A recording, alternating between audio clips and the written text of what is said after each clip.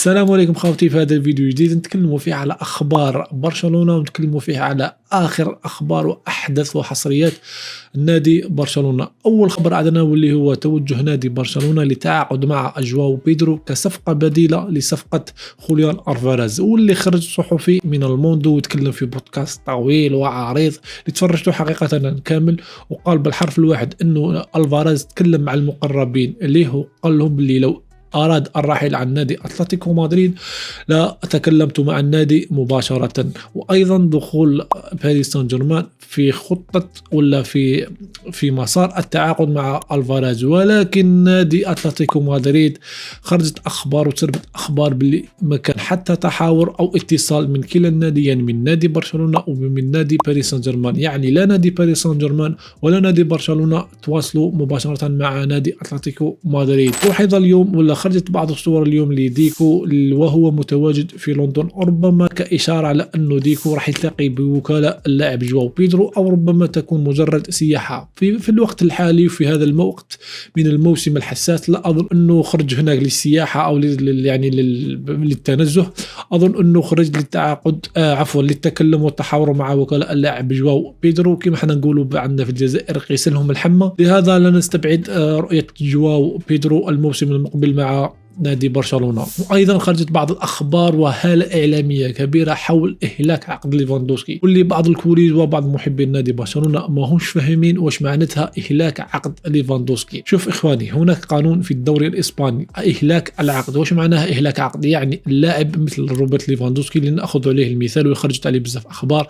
لاعب روبرت ليفاندوسكي برشلونة تعاقد معه بسعر 50 مليون، لا نقولوا 45 ولا نقولوا 48، نقولوا 50 مليون بكل الحوافز بكل شيء. 50 مليون تقسمها على 5 سنين، يعني على 5 مواسم مدة العقد، يعني تعاقدت معه لمدة 5 سنين. 50 مليون قسمة 5 تساوي 10 ملايين. هذيك 10 ملايين تضيفها في كل موسم يلعب فيه روبرت ليفاندوسكي مع نادي برشلونة لقيمة راتبه، يعني هو يتقاضى 20 مليون، انت تزيد لها 10 ملايين تولي 30 مليون. 30 مليون تحتسب كراتب لليفاندوسكي. هو ما يتقاضاش هذيك 30 مليون، يتقاضى 20 مليون فقط، ولكن هذيك 10 ملايين تحتسب كإهلاك عقد، يعني تحتسب 30 مليون. هذيك 30 مليون تدخل في قواعد اللاعب المالي النظيف. لهذا يتوجه، يعني ربما لاحظتوها دائما نادي برشلونة يتوجه لفسخ عقود لاعبيه حتى يفرغ مساحة في سلم الرواتب. يعني لما تقول لي لو نادي برشلونة فسخ عقده مع اللاعب روبرت ليفاندوسكي راح يوفر 20 مليون، لا راح يوفر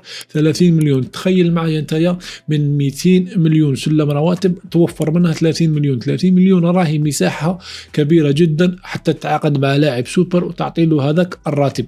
لهذا ممكن أكون يعني وضحت لكم شوية ولا قربت لكم واش معناتها إهلاك عقد. ولهذا كنا نشوفوا، قلت لكم نادي برشلونة كان دائما يتوجه مش لبيع اللاعبين بل بالعكس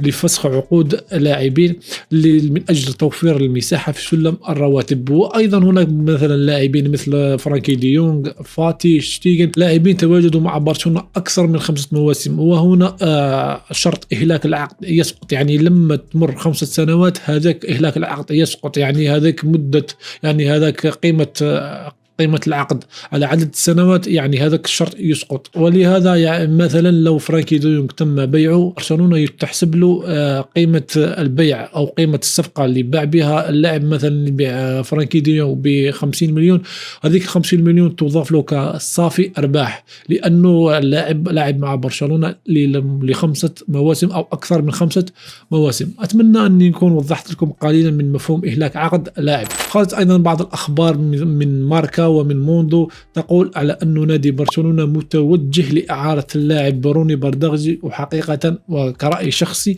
أظن أنه أفضل خيار إعارة اللاعب، ورغم أنه نادي برشلونة ما يكونش متوفق دائما في إعارته للاعبين، ولكن أظن أفضل من بيعه. ربما تستفاد منه ولو بعته، ولكن إعارته ربما تكسب لاعب كبير.